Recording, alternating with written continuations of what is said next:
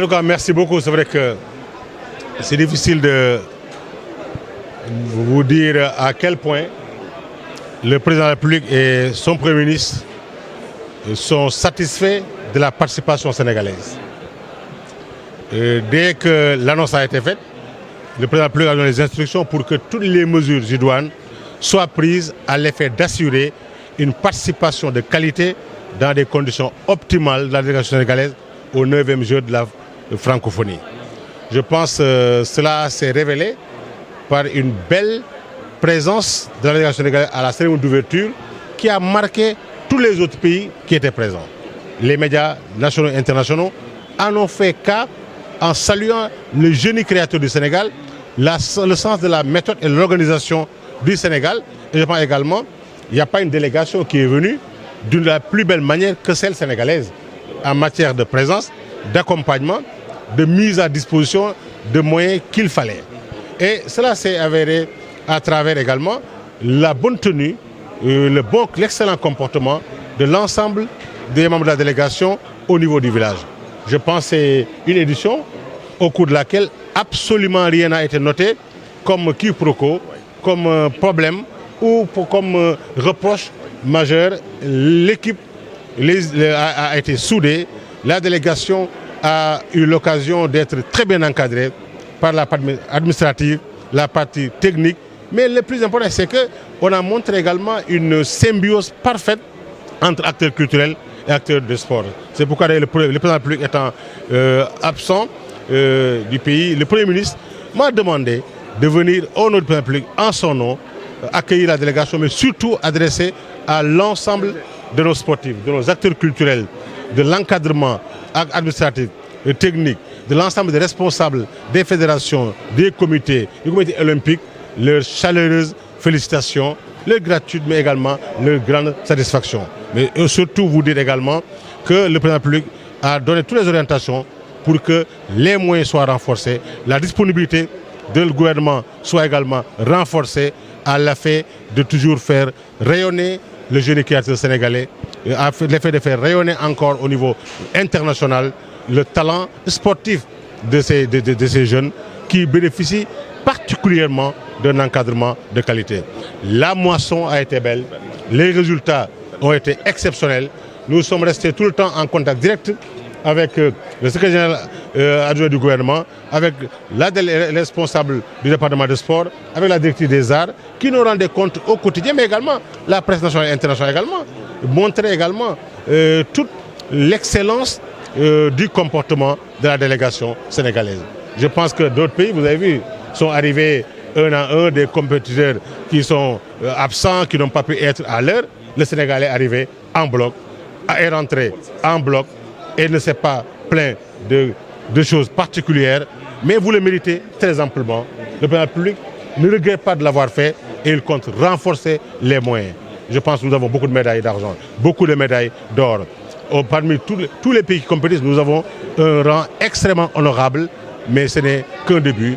Le Sénégal est devenu aujourd'hui un pays respecté sur le plan du sport et de la culture. En tout cas, félicitations encore une fois et tous nos voeux de réussite pour les prochaines compétitions qui vont mobiliser ces acteurs ici présents et d'autres qui aimeraient bien être parmi vous et qui sont illustrés ailleurs et qui le feront également dans d'autres domaines. est-ce que doo ko tënku si wolof rek. waa ci gàttal daal su may tànk dama ñëw ci turu président de la République ak turu premier ministre ministre des sports yi nga xam ne bi ñu yebee délégation bii nii def lañ war a def ngir ñu dem ci anam yu ñoŋ ci jongante boo xam ne ay réewu adduna yu bëree bëri dajee defoon na ko Kinshasa ca Congo ci wàllu francophonie ci cosaan ak aada ci wàllu sport bañ fa demee aussi nañ leen yebalee ak lañ leen santoon def nañ ko méngale ko ak li président di xaar ci ñoom ak li premier ministre di xaar ci ñoom ci jikko bu rafet ci taxawaay bu rafet ci yar ak teggin ak wone seen xereñ ak li nga xam ne mooy teraanga Sénégal mais ci boole ko ci fulla ak fayda ak mat lool moo tax ci cëppandal ga ñoom raay yu baree bari ci wàllu or ci wàllu xaalis ak ci leneen loo xam ne ni muy ci wàllu sport bi surtout ci ko dee ci bëre ci athlétisme jëm ci basket bi jëm ci lépp athlétisme yëpp ñu am ci ay ndam yu bëree bëri nga ñëw ci peinture dem ci feccum hip hop lépp loo xam ne daal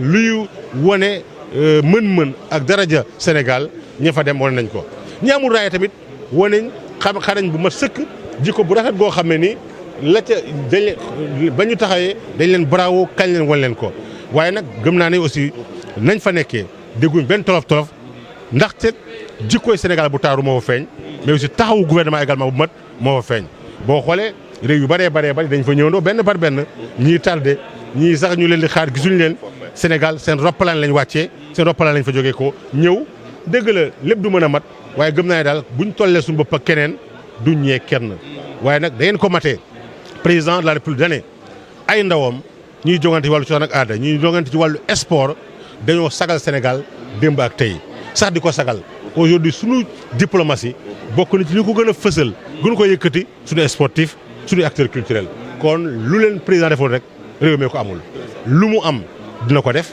ñun ñu ànd ak moom liggéey dañoo sas yëg leen jaxasoo yéen di soog yéen kon ñoo ngi gàcce ngaalam également kilifa yi nga xam ne ñoo ŋànk fédération yi ŋànk comité yi ŋànk comité olympique ak ñi nga xam ne ni mooy encadreurs yi mooy ñi nga xam ne mooy ñi leen di tàggat waral wan leen waajal leen ñoo ñëpp la ñu boole parce que nag ki jongante am ndam am na lu nekk ci ginnaaw am na lu ko waajal yàlla may na ñu am ñu xereñ ñu respecté ci biir réew mi ñu respecté bitim réew ak ci adduna bi yëpp kon daal loolu moo nekkoon kaddu yi président bu ñu bisee ak premier ministre la ca war yëpp nañ ko def ngir wan leen seen mbégte na mu toll di gërëm aussi ñu ngi doon jokkantu toujours ñi nga xam ne ñoo fa toogal ministère des sports ñi fa toogal également ministère de la culture ak secrétaire adjoint gouvernement bi nga xam ne ni mi ngi aussi joxe xibaar yi ñem bés bu yàlla sàkk jëmale ko ci di gërëm également vraiment ministère yëpp yi ci bokk mais surtout taskatu xibaar yi nga xam ne aussi ñu nga fa woon di ñoŋ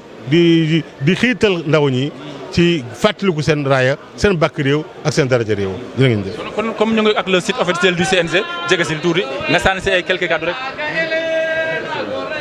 demal rek mu nekk en fond sonore demal rek. ayca ñu ngi lay ziar. maa leen di fay waaw bis bu waxee pare vraiment bis bu waxee pare moom amuma dara lu ma ci wax. daan teewal yëg-yëg bi en tant que kilifa mu déplacé wu guddi ñëw. kontaan ci ñëw bi kontaan ci kàddu yi fi bàyyi vraiment loolu rafetlu nañ ko trop. moom bu waxee du ma ci wax dara maa ngi ci ginnaaw yi ay kàddoom di remercier monsieur le président de la république dama ko waxoon fële rek ci mooy ñu jox remercier tout le gouvernement accompagnement bi ak vraiment rafetlu encore teewaay bi nga xam ne ñëw na ko il est minuit passé ne mu ngi fi SG mu ngi fi aussi pour ministre sport vraiment amul ma wax vraiment comme wax daal mooy kilifa gi vraiment merci jërë ngeen jëf kontaan nañ merci bien.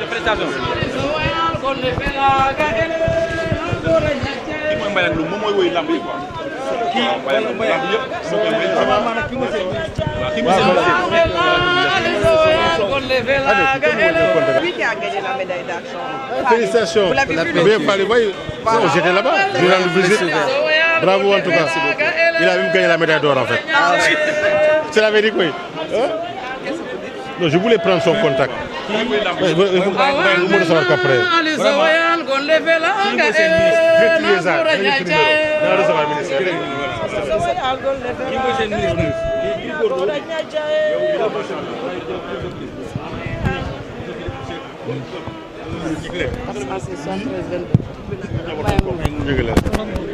ñii suñu njaboot lañ bokk maa leen fi invité pour ñu ñëw wane cosaan bi te ñii dama bëgg nga jàppaleel ma leen. waaw ñu dañoo war a recevoir parce que dañoo mbër saa yu yëngatoo ñii ñooy yëngal mbër yi te dañoo soxla ku leen jàppale. waaw dañoo bokk ci mbir mi te nag ku bokk ci gétt gi naan ci meew mi waaw. Une mobilité réduite. Elle est handicapée, comme tu la vois comme ça. Vraiment, elle a besoin. Il faut me rappeler ça. Nous donne ma carte. Inch'Allah. Il faut me rappeler ça. Bien me rappeler. Je vais la recevoir. On va l'accompagner. Merci.